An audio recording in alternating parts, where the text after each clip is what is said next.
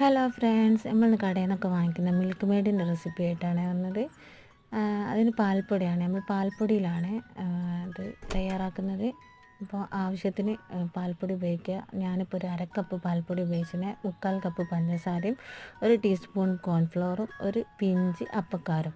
ഇത് നമ്മളൊരു നേരിയ ചൂടുവെള്ളത്തിലൊന്ന് കലക്കിയെടുത്ത് ഒന്ന് സെറ്റാക്കുക.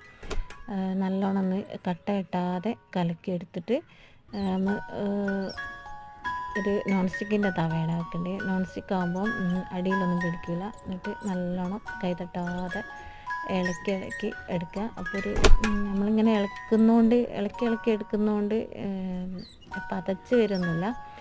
അപ്പം ഏകദേശം ഒന്ന് സെറ്റായി നമുക്ക് തോന്നും, ഒന്ന് ടൈറ്റായി വരും. ആ സമയത്ത് നമുക്ക് തീ ഓഫാക്കുക. അപ്പോൾ നമ്മൾ വീട്ടിൽ തന്നെ ഉണ്ടാക്കിയ ഹോം മെയ്ഡ് മിൽക്ക് മെയ്ഡാണ്. അടുത്ത വീഡിയോ ആയിട്ട് വീണ്ടും കാണാം. ബായ്.